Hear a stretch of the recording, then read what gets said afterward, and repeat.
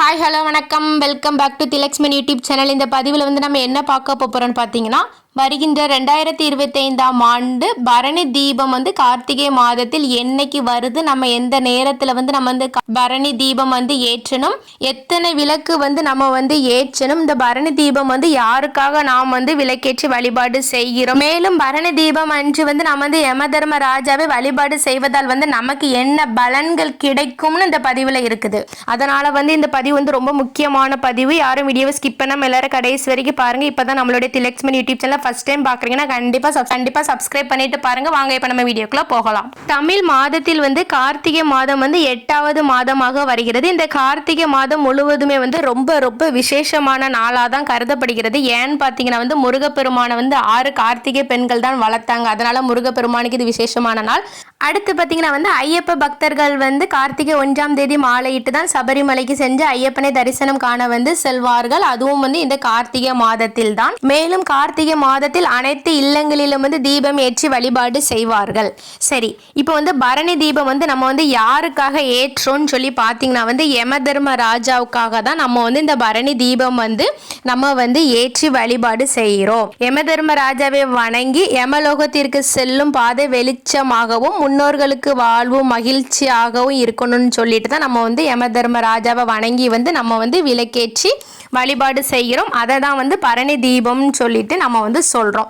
இதுக்கு ஒரு புராண கதை இருக்கு. அது என்னன்னு சொல்லி பார்க்கலாமா? நசுக்கேயன்ங்கிற ஒருத்தவங்க வந்து யாகம் செஞ்சுட்டு வந்திருந்தாங்க. அப்படி வந்து நடத்தும் போது வந்து தேவர்களுக்கு வந்து அவர்களை என்னென்னலாம் கேட்குறாங்களோ வேண்டிய பொருள் அத்தனையும் வந்து தானமாக கொடுத்துட்டு வந்திருக்காங்க. அதை கண்டு குழப்பம் அடைந்தது நசுக்கேயன் என்பவர் வந்து அவர் தந்தையிடம் போயிட்டு, எப்பா எல்லாத்தையும் கொடுத்துட்டு இருந்தால் வந்து எனக்கு வந்து ஒன்றுமே இருக்காது, ஏன் எல்லாத்துக்கும் தேவர்களுக்கு எல்லாம் அவங்க கேட்குறதெல்லாம் எதுக்கு நீங்கள் வந்து கொடுத்துட்டே இருக்கீங்க, அப்படி கொடுக்காதீங்கன்னு சொல்லி சொல்கிறாங்க. அதுக்கு அப்பா சொல்கிறது வந்து நம்ம தானமாக கொடுக்கறது வந்து நமக்கு ரொம்பவே நல்லது தான், அதனால வந்து தானம் கொடுக்குறதுல தப்பே இல்லைன்னு சொல்லியிருக்காரு. நசுக்கேன் அடுத்த கேள்வி கேட்டிருக்காரு. அப்போ ஒருவேளை வந்து என்ன வந்து தானமாக வந்து கேட்டால் நீங்கள் கொடுத்துருவீங்களாப்பான்னு சொல்லி கேட்டதுக்கு நசுக்கேயனோட அப்பா சொன்ன பதில் வந்து, ஆமாம், யார் தானமாக கேட்டாலும் கொடுத்துருவேன், இப்போ நான் ஒன்று தானமாக தான் கொடுக்க போகிறேன்.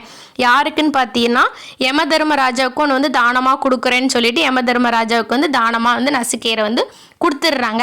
யமதர்மராஜா வந்து உயிரோட தானே யமலோகத்துக்கு போகிறாங்க. போகும்போது வந்து அங்கே மனிதர்கள் வந்து பலவிதமான கஷ்டங்கள் துன்பப்பட்டுட்டு இருக்காங்க. அதை பார்த்து வந்து நசுக்கேன் வந்து ரொம்பவே மன உடஞ்சி பயந்து போய் குழப்பத்துடன் வந்து யமதர்மராஜாட்ட போயிட்டு, மனிதர்கள் வந்து பூமியில தான் அவ்வளோ கஷ்டப்படுறாங்க, இருந்தாலும் ஏன் வந்து யமலோகத்துலேயும் வந்து எதுக்கு வந்து இவங்க வந்து இவ்வளோ கஷ்டப்படணும்னு சொல்லி கேட்டதுக்கு வந்து யமதர்மராஜா வந்து பதில் வந்து என்ன சொன்னார்னா, மனிதர்கள் வந்து செய்த பாவத்தை வந்து கண்டிப்பாக வந்து அவங்க வந்து போக்கி ஆக வேண்டும், அவர்களுக்கு வந்து வேற வழி கிடையாது, அதனால தான் இந்த தண்டனையெல்லாம் அவங்களுக்கு வந்து கிடைக்குதுன்னு சொல்லி சொல்றாங்க. அதுக்கு வந்து நசுக்கேன் வந்து சரி இருக்கட்டும், இருந்தாலும் வந்து இந்த தண்டனையெல்லாம் நீங்கிறதுக்காக, கஷ்டப்படாமல் இருக்கிறதுக்காக வந்து மனிதர்கள் வந்து என்ன செய்யலாம்னு சொல்லி கேட்கும்போது தான் யமதர்ம ராஜாவே மனிதர்கள் செய்த பாவத்தை போக்குவதற்கு வழிபட தான் இந்த பரணி தீபத்தை வந்து ஏற்ற சொல்லியிருக்காங்க. பரணி தீபத்தை வந்து யமதர்ம ராஜாவே வந்து ஏற்றுங்கன்னு சொன்ன தீபம் தான் இந்த வந்து பரணி தீபம். பரணி நட்சத்திரம் அன்று வந்து எவர் ஒருவர் தீபம் ஏற்றி வழிபாடு செய்கிறார்களோ அவரும் அவர் முன்னோர்கள் மற்றும் நதியினரும் அவர் தெரியாமல் மற்றும் தெரிந்து செய்த பாவங்கள் அனைத்திலிருந்தும் விடுபட்டு யம வாதனையின்றி நலமுடன் வாழ்வார்கள் என்று யமதர்ம ராஜாவே தன் வாயிலிருந்து சொல்லியிருக்காரு. அதனால வந்து யாரும் வந்து இதை வந்து தவற விட்டுறாதீங்க. பரணி தீபம் அன்று வந்து கண்டிப்பா வந்து விளக்கேற்றி வழிபாடு செய்யுங்கள். இவ்வாறு வந்து நம்ம வந்து வழிபாடு செய்வதால் வந்து நம்ம வாழ்க்கையில் உள்ள துன்பம் அனைத்தும் நீங்கும் என்று சொல்லப்படுகிறது. இந்த தீபத்தை வந்து கண்டிப்பா வந்து நம்ம எல்லாருமே ஏற்ற வேண்டும். எப்ப ஏற்றணும்னு சொல்லி பார்த்தீங்கன்னா வந்து கண்டிப்பாக வந்து மாலை நேரத்தில் தான் ஏற்றணும். அதுவும் 6 மணிக்கு மேலே தான் இந்த பரணி தீபத்தை வந்து நம்ம வந்து ஏற்ற வேண்டும். இந்த வருடம் பரணி தீபம் வந்து என்னைக்கு வருதுன்னு சொல்லி பார்த்தீங்கன்னா டிசம்பர் 2ஆம் தேதி கார்த்திகை 16 செவ்வாய்க்கிழமை அன்று வருகிறது.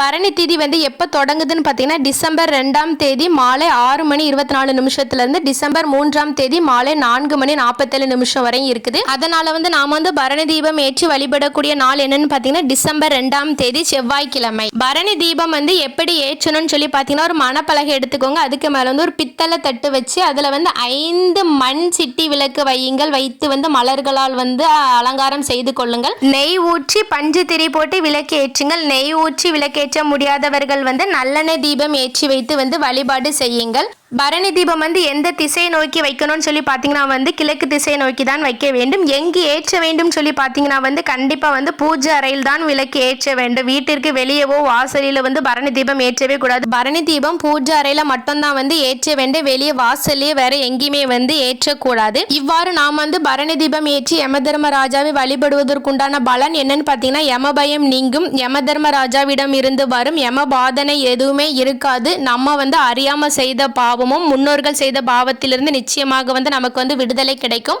அதனால வந்து கண்டிப்பா வந்து பரணி தீபம் ஏற்றுங்கள்.